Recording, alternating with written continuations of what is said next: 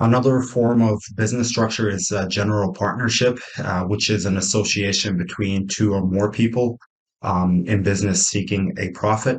Partnerships can be created with little formality, but because more than one person is involved, a partnership agreement should be created to deal with all issues that may arise in the future.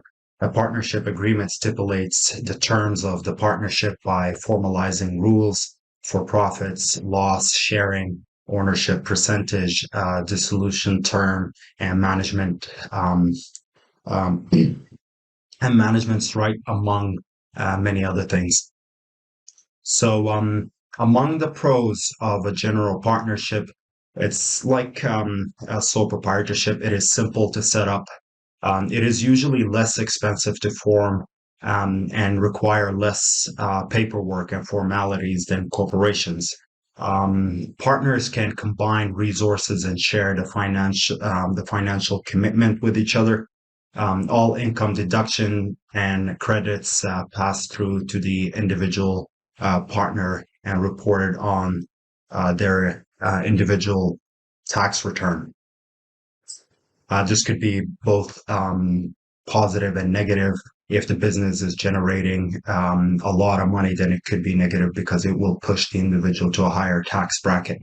Among the cons, general partners are personally liable for the business debts and liabilities, just like a sole proprietorship. The only difference is that you have a business partner, in this case, one or more.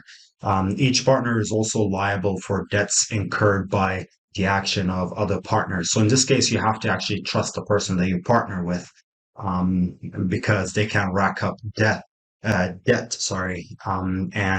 put you in unfavorable position if the bank decides to come after you because your partner can't pay the debt that he accumulated under the business.